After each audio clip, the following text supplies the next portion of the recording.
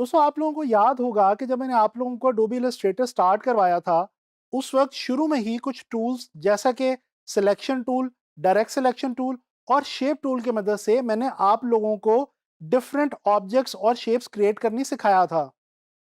दोस्तों इस लेसन में हम लोग एक बहुत ही इंटरेस्टिंग टूल अडोबी इलस्ट्रेटर का स्टडी करने जा रहे हैं। आप इसको टूल भी कह सकते हैं, फीचर भी कह सकते हैं। इसका नाम है पाथ फाइंडर।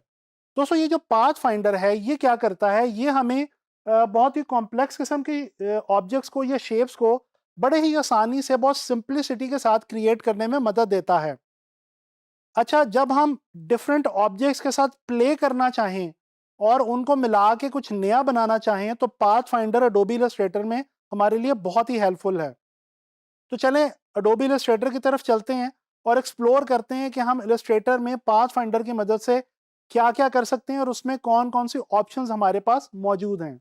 अच्छा, सबसे पहले मैं आप लोगों को ये बताता चलूँ कि पाथ फाइंडर आपके पास इलस्ट्रेटर में विंडो में जाके आपको मिल सकता है। विंडो में जैसे ही हम क्लिक करते हैं, यहाँ पे हमारे पास पाथ फाइंडर की ऑप्शन मौजूद है और इसकी शॉर्ट की भी आप लोग देख सकते हैं। आपके सामने है जी शिफ्ट कंट्रोल प्लस F9। जैसे ही मैं पाथ फाइंडर सेलेक्ट करता हूं तो मेरे सामने ये एक नई विंडो जो है ये ओपन हो जाती है। इस विंडो के अंदर अगर मैं गौर से देखूं तो मेरे पास दो रोज मौजूद हैं और इन दोनों रोज के अंदर डिफरेंट ऑप्शंस हैं। जैसे कि ऊपर लिखा हुआ है शेप मोड और इसके अंदर मेरे पास 4 ऑप्शंस हैं। इसी तरह से नीचे पाथ फाइंडर्स लिखा हुआ है और ये भी मेरे पास पाथ फाइंडर की ही कुछ डिफरेंट किस्म की ऑप्शंस मौजूद हैं। अच्छा जी, पाथ फाइंडर आप लोगों को समझाने के लिए मैं गाहे बगाहे जो है वो इस्तेमाल करता रहूँगा किसका, शेप टूल का। जी बिल्कुल, शेप्स की मदद से मैं आप लोगों को जो है वो पाथ फाइंडर के बारे में जो है वो समझाऊँगा। अच्छा, इसका मैं स्ट्रोक थोड़ा-सा बढ़ा रहा हूँ और मैंने यहाँ पे जो फिल है वो व्हाइट रखा है और स्ट्रोक मैंने यहाँ पे फ़िलहाल ब्लैक में रख लिया। अच्छा जी, देखते हैं वन बाय वन इन तमाम ऑप्शंस को जो हमारे पास यहाँ पे मौजूद हैं। दोस्तों सबसे पहले हमारे पास पाथ फाइंडर में एक ऑप्शन मौजूद है जी यूनाइट की। यूनाइट जैसे ही हम क्लिक करते हैं तो ये आप देख सकते हैं कि जो मैंने सर्कल्स बनाए थे वो 2 सर्कल्स नहीं रहे, वो 2 अलग-अलग शेप्स नहीं रही, बल्कि वो आपस में मिलके यूनाइट होके एक सिंगल शेप की शक्ल अख्तियार कर चुके हैं। तो ये बेसिकली हमारे पास पाथ फाइंडर में यूनाइट के अंदर ये ऑप्शन मौजूद है कि हम 2 शेप्स को एक सिंगल शेप बना सकते हैं। अच्छा, एक और चीज़ मैं आपको आगे चलने से पहले यहाँ पे बताता चलूँ कि जब यहाँ पे आके हम स्क्रॉल करते हैं तो यहाँ पे लिखा हुआ आता है Alt plus click to create a compound shape. दोस्तों ये ऑल्ट क्या काम करता है? बेसिकली मैं आपको यहाँ पे बताता चलूँ। अच्छा, ये भी ज़हन में रखिएगा कि हम जब भी पाथ फाइंडर के मदद से कोई भी शेप्स को प्ले करेंगे, उनके साथ कोई भी हम चेंज उनमें लेके आएँगे तो सबसे पहले हमें उनको सेलेक्ट करना होगा और ना सिर्फ सेलेक्ट करना होगा बल्कि हमें इनमें से अक्सर ऑप्शंस के अंदर ये भी ध्यान रखना होगा कि ऊपर कौन-सी ऑप्शन मौजूद है और नीचे कौन-सी, यानी कौन-सी ऑब्जेक्ट ऊपर है और कौन-सी ऑब्जेक्ट जो है वो बैक पे है। अच्छा जी, मैं इनको दोनों को सेलेक्ट करता हूँ, यहाँ से आके मैं यूनाइट करता हूँ, लेकिन इस बार मैं ऑल्ट का बटन साथ होल्ड करके रखता हूँ। अब देखें फ़र्क क्या आया है कि हो इस बार भी दोनों गई हैं, हमारी जो शेप्स हैं वो यूनाइट हो गई हैं। लेकिन पिछली बार ये बिल्कुल शेप्स हमारी गायब हो गई थी। लेकिन जब हम यूनाइट की मदद से कोई भी अमल यहाँ पे इनमें से कोई भी फीचर हम अप्लाई करेंगे तो उसकी मदद से ये होगा कि उसकी शेप तो चेंज हो जाएगी। अब ये देखें ओवरऑल ये 2 शेप्स एक शेप बन चुकी हैं। लेकिन अगर मैं अंदर आके स्क्रॉल करूँ तो मुझे वो इंडिपेंडेंटली वो शेप भी नज़र आ रही है जो कि पहले मेरे पास अलग-अलग मौजूद थी। अगर मैं डायरेक्ट सिलेक्शन टूल से आके इसको सिलेक्ट करूँ और सिलेक्शन टूल की मदद से इसको बड़ा करूँ तो ये देखें, मैं इस शेप को इस तरह से जो है वो ऑल्टर कर सकता हूँ, चेंज कर सकता हूँ। तो यहाँ तक आपको समझ आ गया होगा। चलिए मैं कुछ बनाने की कोशिश करता हूँ इसकी मदद से। मैं क्या करता हूँ, मैं इलिप्स टूल को लेता हूँ और इलिप्स की मदद से मैं कुछ सर्कल्स जो हैं वो अपने पास यहाँ पे डिफरेंट सर्कल्स जो हैं वो यहाँ पे मैं ले लेता हूँ। ये मैं क्या कर रहा हूँ, मैं ऑल्ट की मदद से जनाबी अली डुप्लीकेट कर रहा हूँ, कॉपी ले रहा हूँ इस शेप की, ठीक है।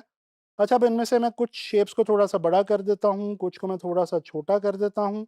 ये देखें जी, ये मैंने एक शेप बना ली है। अब मैं क्या करता हूँ कि मैं यहाँ पे आके ऑल्ट क्लिक करके ये यूनाइट करता हूँ, तो ये देखें थोड़ा-सा अगर इसको मैं ऊपर की तरफ करूँ तो ये देखें ये तकरीबन एक जो वो क्लाउड्स की एक शेप जो है वो एक वेक्टर फॉर्म में हमारे पास यहाँ पे बन गई है। तो इस तरह से हम डिफरेंट शेप्स जो है वो क्रिएट कर सकते हैं यहाँ पे यूनाइट की ऑप्शन को लेके। अच्छा, इसके बाद दूसरी ऑप्शन है हमारे पास माइनस फ्रंट। अच्छा जी, ये माइनस फ्रंट वाली ऑप्शन क्या करती है? इसको बताने के लिए मैं आप लोगों को दोबारा एक मैं सर्कल ले रहा हूँ, लिप्स ले रहा हूँ और फिर उसको जो है वो मैं रिपीट कर रहा हूँ। अच्छा, अब यहाँ पे देखें ये कह रहा है जी माइनस फ्रंट। माइनस फ्रंट का दोस्तों मतलब ये है कि अगर मैं इन दोनों को क्लिक करता हूँ और यहाँ पे आके मैं माइनस फ्रंट करता हूँ, तो ये देखें जो फ्रंट के ऊपर यानी सामने की तरफ मेरा जो सर्कल था वो गायब हो चुका है।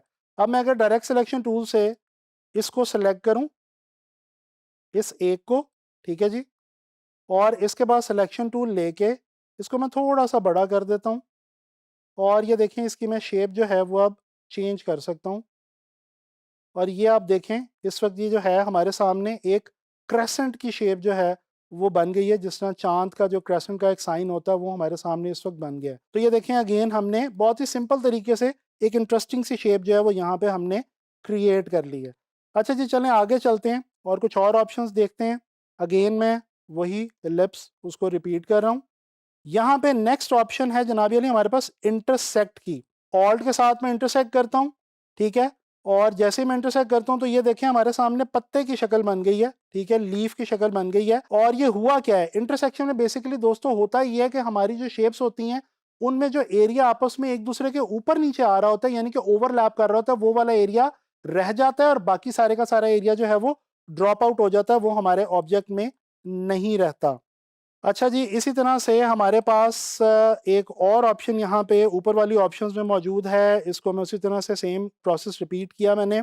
एक्सक्लूड, दोस्तों ये जो एक्सक्लूड की ऑप्शन है, बल्कि ये एक्सक्लूड की ऑप्शन आपको समझाने के लिए मैं यहाँ पे फिल में आके यहाँ पे ब्लैक फिल कर रहा हूँ और ये मैं किसी खास वजह से कर रहा हूँ, अभी आपको पता चल जाएगा।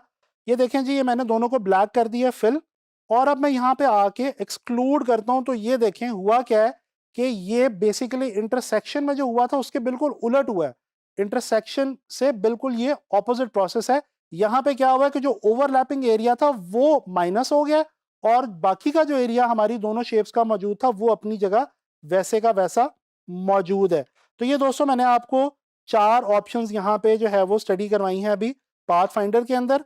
अच्छा, नीचे कुछ और मजीद ऑप्शंस हमारे पास मौजूद हैं, जैसे कि यहाँ पे ऑप्शन एक मौजूद है हमारे पास जी डिवाइड की।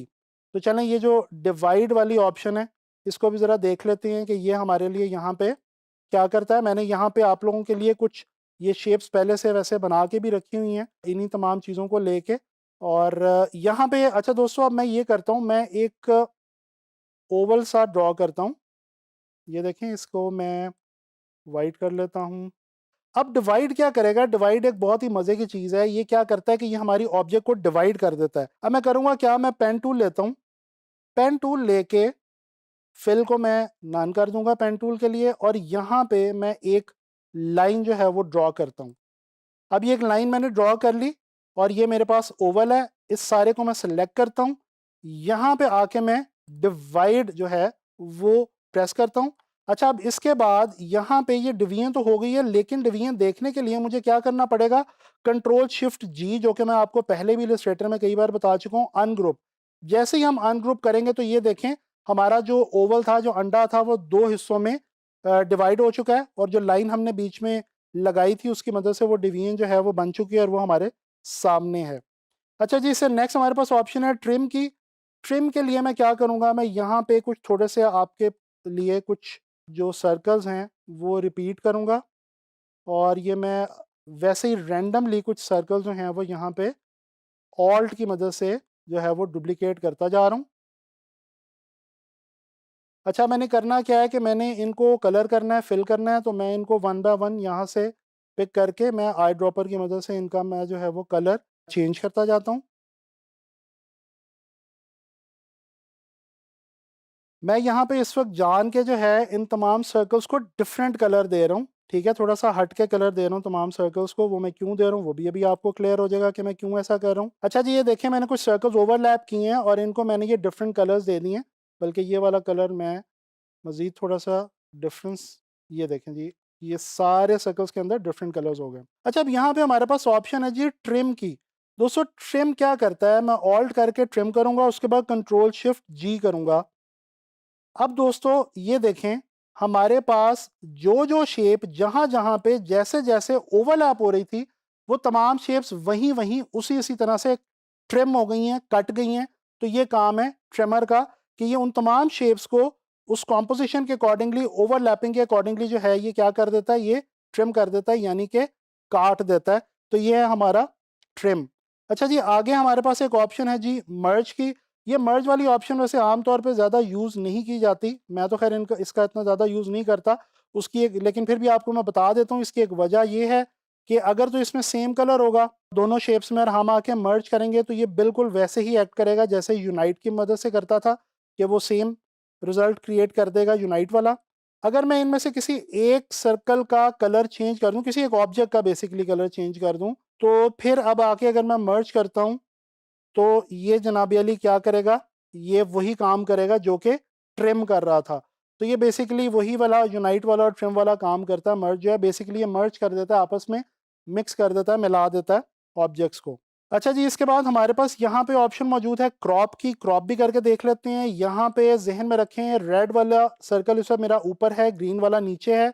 इन दोनों को मैं सेलेक्ट करता हूँ, यहाँ पे आके मैं क्रॉप करता हूँ, तो ये देखें जो नीचे वाला सर्कल था उसका कलर रह गया है, और कहाँ पे आया है, सिर्फ जो ओवरलैपिंग एरिया था वहां पे आया है। और अगर मैं बाहर क्लिक करूं तो ये देखें अगेन वही लीफ बन गया मेरे पास, जिसमें से पहले मेरे पास एक टूल के अंदर जो है वो बना था। बेसिकली इसने इस वाली शेप को क्रॉप कर दिया है, दोनों शेप्स को क्रॉप कर दिया और जो इंटरसेक्टिंग एरिया था उसको रहने दिया है।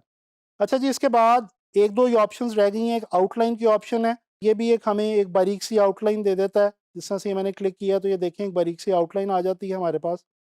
इसके बाद माइनस बैक है। अच्छा, जो माइनस बैक है ये इस माइनस फ्रंट का बिल्कुल ऑपोजिट है, यानी कि माइनस फ्रंट में फ्रंट माइनस होता था और इसमें बैक माइनस हो जाएगी। ये देखें, यानी कि जो बैक वाली ऑब्जेक्ट है वो हमारी माइनस हो गई है और जो फ्रंट वाली ऑब्जेक्ट है वो अपनी जगह पे मौजूद है। तो आप लोगों ने देखा कि हम लोग पाथ फाइंडर की मदद से किस तरह से डिफरेंट किस्म की ऑब्जेक्ट्स जो हैं वो क्रिएट कर सकते हैं, और हम लोगों ने डिफरेंट शेप्स क्रिएट की और ऑब्जेक्ट्स के साथ हमने प्ले किया। इसी तरह से आप लोग भी पाथ फाइंडर की मदद से डिफरेंट शेप्स क्रिएट कर सकते हैं।